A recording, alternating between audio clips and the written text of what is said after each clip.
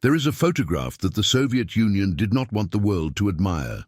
It was taken in April of 1956, deep beneath the streets of East Berlin, inside a tunnel that had no business existing. The photograph shows a long, steel-lined corridor stretching into darkness, lined with cables and amplifiers and recording equipment so advanced it belonged in a laboratory, not 20 feet underground in a divided city. Soviet officers stand in the frame looking proud, victorious. But here is the thing about that photograph. The reporters who saw it did not react with outrage. They reacted with awe. The newspapers that printed it the next morning did not condemn the Americans. They marveled at them.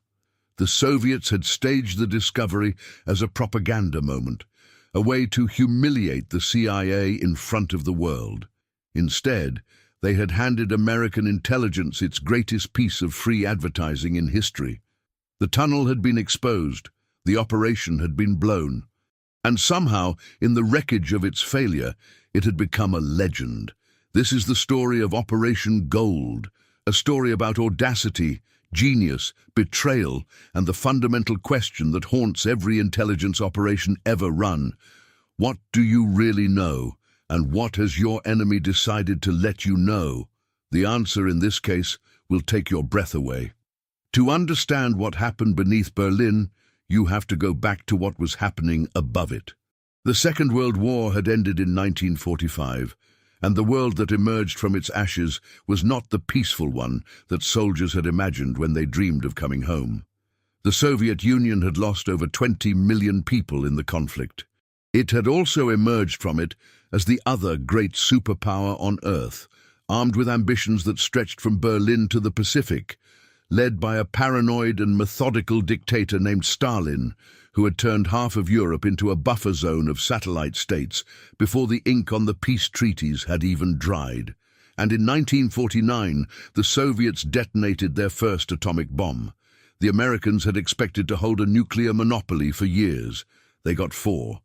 The test in the Kazakh steppe that September sent shockwaves through Washington, through London, through every Western capital.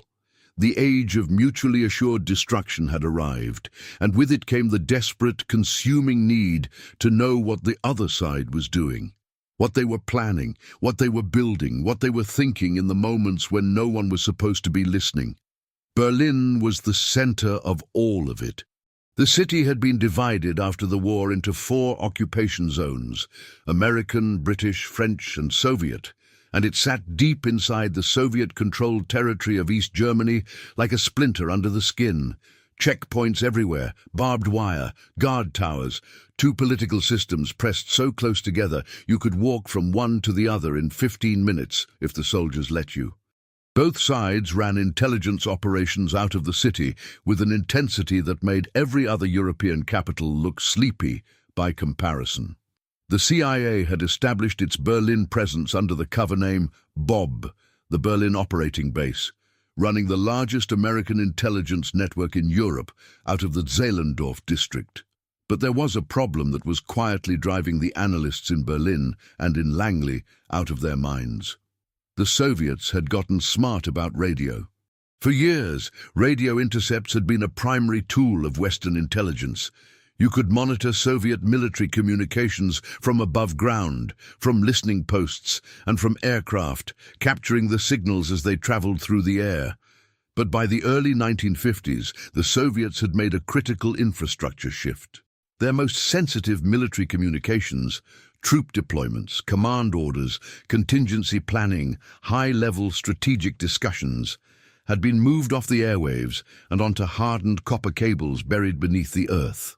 Cables that ran from Soviet military headquarters at Karlshorst in East Berlin all the way back to Moscow and to every corner of the Eastern Military Command. You cannot tap a buried cable from a listening post. You cannot intercept a landline from a reconnaissance aircraft. As long as those cables stayed underground and untouched, the most important conversations happening in the Soviet military system were completely invisible to Western intelligence. And deaf intelligence agencies make for very nervous governments. There had to be another way. And the Americans already knew where to look for it, because the British had found it first, not in Berlin, but in Vienna 7 years before, in an operation that almost no one outside the intelligence community had ever heard of. Peter Lunn was not the kind of man you would expect to be at the center of one of the Cold War's most audacious intelligence operations. He was slight, soft-spoken, deeply British, in that understated way that conceals extraordinary reserves of will. He had been an Olympic skier before the war, genuinely Olympic, representing Britain at the 1936 Winter Games. He had served through the conflict and emerged from it with a reputation for creative, lateral thinking. By the time he arrived in Vienna in the late 1940s as an MI6 officer, he had the particular gift of a man who looks at an impossible problem and sees a door where everyone else sees a wall. In Vienna, like Berlin, the city had been divided into 4 occupation zones. And like Berlin, Soviet military headquarters maintained landline communications that ran through the city's existing telephone infrastructure. Lunn identified something extraordinary. The most sensitive Soviet military traffic between Vienna and Moscow ran through trunk cables buried near a neighborhood called Schwechat, passing beneath streets that sat firmly within reach of Western operations. His idea was breathtaking in its simplicity. You dig under the street. You find the cable. You listen. MI6 moved quickly. They purchased a building near the target site and began reinforcing its basement. To explain the construction activity to anyone paying attention, they opened a cover business at street level. Not a weapons depot, not a communications relay, a Harris Tweed import shop, which, by all surviving accounts, did genuinely brisk business, while the British intelligence service was secretly running one of the most sophisticated technical operations of the post-war era 20 feet below the shop floor. The tunnel ran about 70 feet through the Viennese earth and reached the Soviet cables. Once tapped, the intercepts began to flow: Soviet order of battle intelligence, military planning documents, officer communications. Conversations between men who were absolutely certain no one was listening. Operation Silver, as the British called it, ran from 1948 to 1952. 4 years of continuous access to the Soviet military's most sensitive communications, and when the CIA learned the details of what their British counterparts had accomplished in Vienna, the reaction in Langley was both admiration and something close to envy. If it worked in Vienna, why couldn't it work in Berlin? The cables in East Berlin carried heavier traffic. The risk was greater.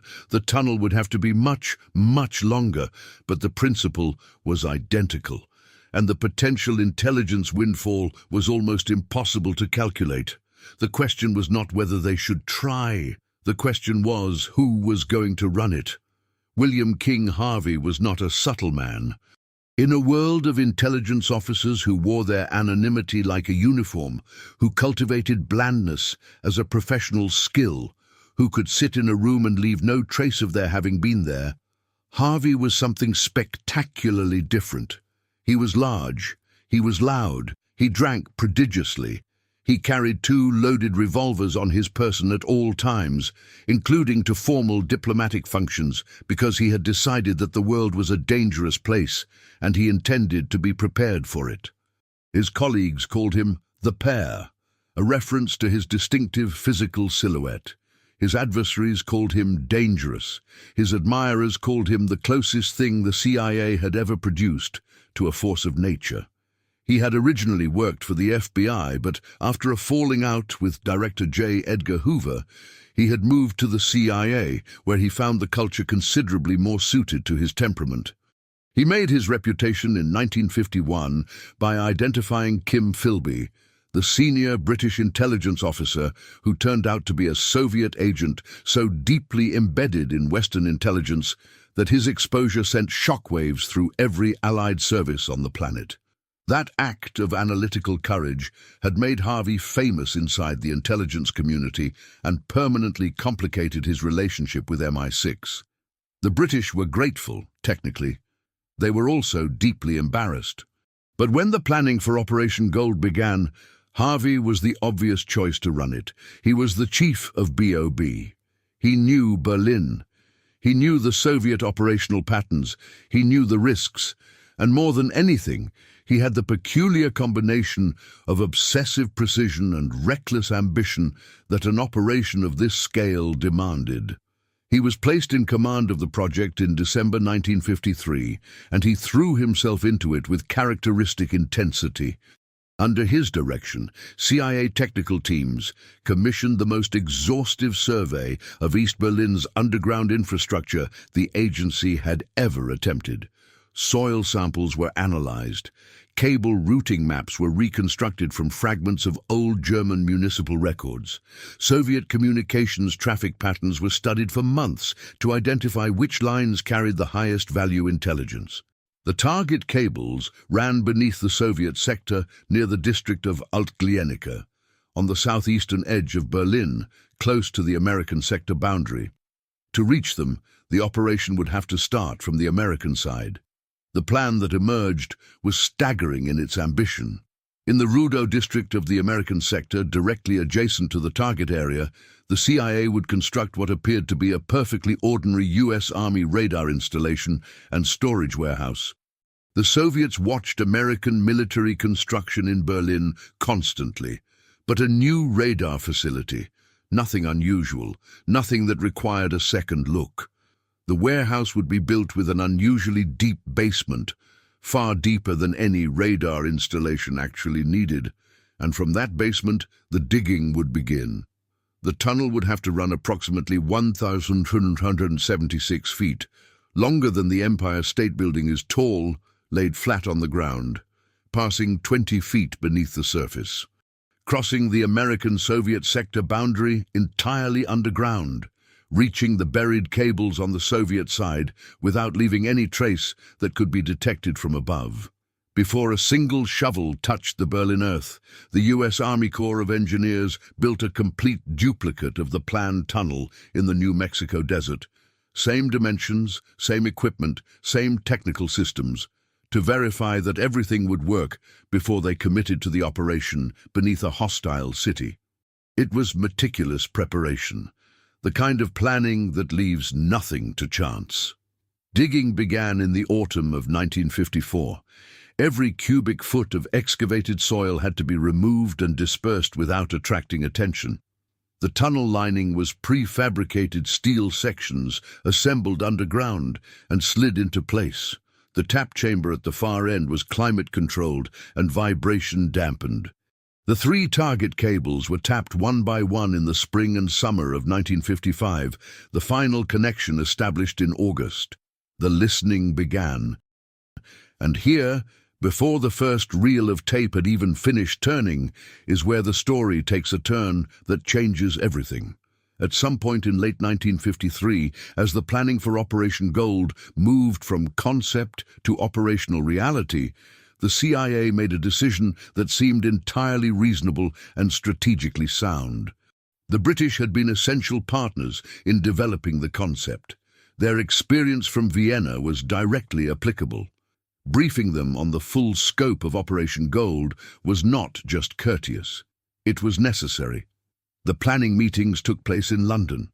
Senior officers from both services attended, men with the highest security clearances, men who had spent careers demonstrating their absolute commitment to the Western Alliance. One of those men was a 32-year-old MI6 officer named George Blake. Blake had everything an intelligence service could want in an officer. He was fluent in multiple languages: Dutch, German, French, Russian. He was disciplined, precise, and apparently completely devoted to his work. His personal history was remarkable. Born in Rotterdam in 1922 to a Dutch Protestant mother and an Egyptian Jewish father who had been a decorated British soldier in the First World War, Blake had grown up between the Netherlands, England, and Egypt, a genuinely cosmopolitan man in an era when such backgrounds were rare in the intelligence services. When the Nazis occupied Holland in 1940, the teenage Blake had joined the Dutch resistance as a courier, delivering messages through occupied territory with the kind of cold nerve that most adults never develop. After the war, he had studied Russian at Cambridge and risen steadily through the MI6 ranks. He was considered one of the service's genuine talents. Then came Korea. Blake was stationed as an intelligence officer in Seoul when the North Korean forces crossed the border in June 1950. As the capital fell, he was taken prisoner along with the rest of the British legation staff. For 3 years, he was held in North Korean captivity, and what happened to him there produced a transformation so complete that the man who came home in 1953 was, in the most fundamental sense, a different person. He read Marx in depth, with the time and the enforced silence to absorb it fully. He watched, from captivity, American aircraft conducting sustained bombing campaigns against Korean towns and villages. He later described the precise moment his break with the West became irreversible. It was the relentless bombing of small Korean villages by enormous American flying fortresses, women and children and old people, because the young men were in the army. He concluded that Western power was not liberation, but a different kind of domination. And he decided, privately and completely, that he was no longer working for the right side. He came home in 1953 to a hero's welcome. Quiet, reserved, apparently unbowed by 3 years of captivity. He was praised for his conduct, given a prestigious new posting. He shook hands and said appropriate things. He was already a Soviet agent. At the London briefing for Operation Gold, Blake sat and listened and took meticulous notes. He was attentive and professional. He asked the right questions and raised no concerns whatsoever. That same night, or very soon after, he made contact with his KGB handler, a Soviet intelligence officer named Sergei Kondrashev. He delivered a complete account of everything that had been discussed. The target cables, the tunnel route from Rudow into Altglinica, the construction timeline, the operational objectives, the names involved. The KGB now knew everything. Before the first shovel broke ground in the Rudow basement, Operation Gold had already been given away. This is the part of the story that reveals something profound about how intelligence services think, and about how power actually works in the world that exists in the spaces between official versions of events. When the KGB received Blake's report, they faced a decision with no obvious right answer. They could act immediately. Soviet or East German security forces could discover the construction site, arrest the CIA officers involved, and turn the whole affair into a massive propaganda event. American criminals tunneling under sovereign territory. The headlines practically wrote themselves, but stopping the tunnel would mean explaining how they knew about it. Any serious investigation would eventually lead back to the source. And George Blake, who was still actively embedded inside British intelligence, still feeding the KGB a continuous stream of operational intelligence about Western agents and networks across Eastern Europe, was worth far more to Moscow than the exposure of any single CIA project. There was something else. If the Soviets shut the tunnel down before it opened, the CIA would know its plans had been compromised. They would hunt for the leak. And the trail might lead to Blake, which would be catastrophic. So the KGB made a calculated choice. They let the tunnel be built. They let it be activated. They allowed the CIA to tap their cables and begin recording. But they were not passive about it. They quietly rerouted their most genuinely sensitive military planning to channels the Americans couldn't access. They said nothing to the East Germans. They said nothing to the Soviet officers who used the tapped cables daily, because those officers, if they knew their lines were being monitored, would alter their behavior in ways that might alert the CIA that something was wrong.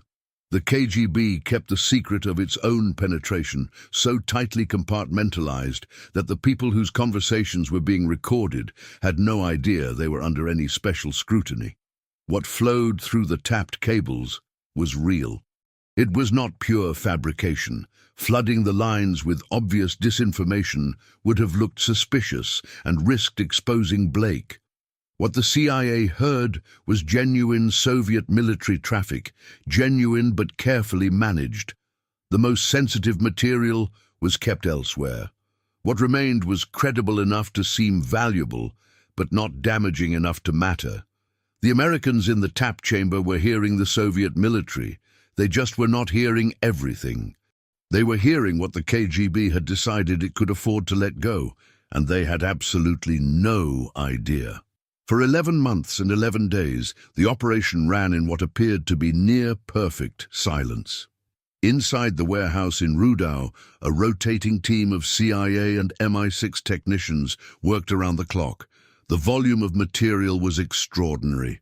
By the time the operation ended, they would have accumulated 50,000 reels of recorded tape, roughly 500,000 intercepted communications, everything from routine logistics traffic to officer conversations to command-level teletype messages. A small army of analysts in Berlin and at CIA headquarters in Washington worked continuously to process and cross-reference the material, building detailed pictures of Soviet military structure and operational patterns in East Germany. Harvey was famously strict about compartmentalization. He kept the full scope of the operation from virtually everyone who didn't have an absolute operational need to know. Personnel rotated through the facility in small, isolated groups. The cover story of the radar installation was maintained at every level. The warehouse on the surface was entirely unremarkable. 20 feet below it, the quiet hum of recording equipment captured everything the KGB was willing to let them hear.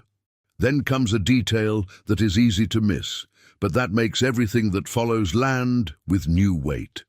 George Blake had been transferred out of Berlin in 1955. With Blake no longer stationed in Berlin, the Soviets lost the operational reason they had been carrying to protect him, specifically by keeping the tunnel running. The balance of risk had shifted. The tunnel had served its purpose. And in the spring of 1956, with the political climate in flux and a propaganda opportunity sitting 20 feet beneath the East Berlin streets, Moscow decided it was time. The official explanation would be the spring thaw. The Berlin winters are brutal, and the melt that year was severe. Soviet maintenance crews were dispatched to investigate a reported fault in a communications cable near Alt-Glienicke. They discovered unusual soil conditions. When they dug to investigate, they broke through into the tunnel. Whether the flooding was genuine and the discovery was truly accidental, or whether it was a carefully choreographed performance, historians have argued both sides. What is not disputed is that the Soviets had known about the tunnel since before it was built, and that the timing of its exposure was almost certainly not a coincidence. On the night of April 21st, Soviet and East German military units moved quietly into position. Engineers broke through the eastern wall of the tunnel. Among those present, according to some accounts, was a young East German intelligence officer named Marcus Wolf, who would go on to run the East German Foreign Intelligence Service for 3 decades and become one of the most feared spy masters of the Cold War. He was there at the beginning of his legend, standing in the tunnel that American ingenuity had built and Soviet betrayal had controlled. Inside, the CIA team was long gone. The corridor was empty, dark and silent, but what the engineers found was extraordinary. The tap chamber was immaculate, professional, unmistakably the product of serious government investment and first-class engineering talent. State-of-the-art amplifiers, carefully labeled equipment, climate control systems operating precisely as designed. And there, on the tunnel wall, someone had painted a sign. It read, "You are now entering the American sector." William King Harvey, to the very end, had refused to be anything other than himself. 2 days later, on April 23rd, Soviet military authorities in East Berlin convened a press conference. The entire Berlin press corps was invited. Officers presented photographs and spoke with practiced indignation about gangster acts and flagrant breaches of international law and the criminal audacity of Western imperialism digging beneath the streets of a sovereign state. Then, they invited the reporters underground to see it for themselves. The journalists went down into the tunnel, and almost to a person they emerged with something the Soviets had not anticipated at all, not outrage, but admiration. The newspapers that ran the story the next morning did not lead with condemnation. They led with wonder. 1,476 feet of tunnel, 20 feet underground, climate-controlled, perfectly engineered, operating for nearly a year beneath Soviet territory. Even reporters from papers broadly sympathetic to the Eastern Bloc found themselves reaching for words like audacious and extraordinary. The CIA still had a microphone active inside the tunnel, and for a few hours that afternoon, agency technicians in the Rudow warehouse listened in real time to the Soviet tour, hearing the visitors' reactions with their own equipment. Then that microphone was cut. At 3:50 in the afternoon of April 22nd, Operation Gold ended after 11 months and 11 days. The Soviet propaganda operation had achieved the precise opposite of its intended effect. The CIA was embarrassed in the narrow technical sense that its operation had been exposed. But in the broader public narrative, it had never looked more capable. Everyone felt good about Operation Gold for about 5 more years. In 1961, a Polish intelligence officer named Michael Goleniewski defected to the West. He brought with him something more dangerous than military secrets. He brought partial information pointing to a Soviet mole operating inside British intelligence. The defector's information was fragmentary, but it was enough to start pulling on threads. The investigation that followed was methodical and deeply uncomfortable. Blown operations were re-examined. Timelines were reconstructed. Agents who had been compromised were cross-referenced against lists of who had known what and when and in which room. The pattern that emerged pointed to someone with extraordinary access, someone who had been present at the highest levels of joint British-American operational planning. The trail led to MI6. It led to a name, George Blake. When investigators confronted him in April 1961, Blake confessed immediately, completely, and with what witnesses described as an almost disturbing composure. He had been working for the KGB since his return from Korea in 1953. Over 9 years, he had betrayed dozens of MI6 agents to Soviet intelligence, men and women who had been arrested, imprisoned, and in several cases killed. He had passed details of numerous Western operations to his handlers. And in the planning meetings of late 1953, he had informed the KGB about every detail of Operation Gold before a single inch of tunnel had been dug. The tunnel had never been a secret from the Soviets. It had been given away before it existed. Everything the CIA had spent years and millions of dollars listening to had flowed through a channel the other side controlled. The 50,000 reels of tape contained real communications, but the most important material had been rerouted long before the first recording ever played back in a Langley analysis room. Harvey's masterpiece had been a managed environment from the very first day. Blake was tried at the Old Bailey in May 1961 on 5 counts of communicating information to a foreign power. The judge, in pronouncing sentence, stated that the damage Blake had done was incalculable, that it extended far beyond any single operation and had cost human lives. He sentenced Blake to 42 years in prison. It was the longest sentence ever handed down by a British court. Blake served 5 years. In October of 1966, with the help of 2 former peace activist inmates who had befriended him in prison and a Dutch anarchist who supplied the rope ladder, Blake went over the wall of Wormwood Scrubs in West London. He was smuggled across Britain, hidden in a camper van, passed through safe houses, transferred through Western Europe via a network of sympathizers, and eventually delivered across the Iron Curtain. The escape was, in its own way, as bold and as carefully planned as the tunnel itself, and it was an equally acute embarrassment to British intelligence. The Soviet Union received him as a hero. He was decorated. He was given a home in Moscow, a pension, a life.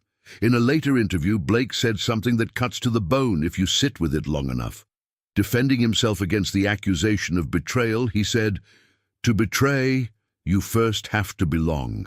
He was arguing that his Dutch-Jewish origins, his Egyptian childhood, his sense of existing between cultures rather than inside any one of them, had meant that no real betrayal had ever taken place, that he had simply been serving the cause he genuinely believed in. History has not been kind to that argument. The agents he identified, the people who were arrested in East German prisons, notorious for psychological torture, the ones who may have been taken to Moscow and executed, they were not abstractions. They had names. Some of them are still not fully accounted for, and they are still dead. George Blake lived in Moscow for the rest of his long life. He gave occasional interviews in his final decades, wrote a memoir, and maintained until the end that he had acted out of genuine conviction. He died in December of 2020 at 98 years old. He had outlived the Cold War by 30 years, outlived the Soviet Union by nearly 3 decades, and outlived most of the people whose secrets he had sold. So what do we make of it? Operation Gold resists easy verdicts because it contains too many truths at once. It was a genuine engineering triumph, a tunnel built in secret under impossible conditions that functioned exactly as designed for nearly a year beneath one of the most heavily surveilled borders in human history. The precision was real. The ambition was real. The sign on the tunnel wall was, in its way, perfect. It was also an operation betrayed before it started, its output shaped from day one by the hand of the very enemy it was designed to penetrate. It was a propaganda disaster that accidentally became a propaganda victory, because the world looked at what the Americans had built and found itself unable to do anything other than be impressed. And it was a betrayal of a particular kind. Not the dramatic, cinematic variety, not a defector crossing a checkpoint or a spy caught in the act, but the quiet, devastating kind. A man at a table, a pen moving across paper, a report delivered to a handler in the ordinary course of an ordinary evening. The lesson of Operation Gold is not that intelligence services should be less bold. Boldness was exactly right. The tunnel was the correct kind of operation, creative, technically sophisticated, precisely calibrated to the actual problem it was trying to solve. Under different circumstances, it would have worked magnificently. The lesson is about something harder to engineer against, harder to detect, and ultimately harder to accept. You can build the most sophisticated listening apparatus in history. You can dig through the earth beneath a hostile city, tap into the most sensitive military communications on the planet, fill 50,000 reels of tape with intercepted intelligence, and process every word with the best analysts your country can produce. And all of it, every foot of tunnel, every reel of tape, every hour in the dark, can be undone by one person, at one table, with one pen. The tunnel still exists, in fragments. A section of it is preserved at the Allied Museum in Berlin, where visitors can walk alongside the original equipment behind glass, the amplifiers, the tap assemblies, the atmospheric equalizers, all of it held in careful preservation, like relics from a war that was fought entirely in shadows. The warehouse above it was demolished long ago. The city was reunified and rebuilt. The cables beneath the streets of Alt-Glienicke are long since obsolete, replaced by technologies that make copper landlines look like artifacts from another century. But somewhere beneath the ordinary streets of an ordinary Berlin neighborhood, there is a ghost of a tunnel that once listened to the most powerful military force on Earth, and believed for 11 months and 11 days that it was hearing everything. They had no idea who was really in the room. That is the nature of secrets. That is the Cold War. That is Operation Gold.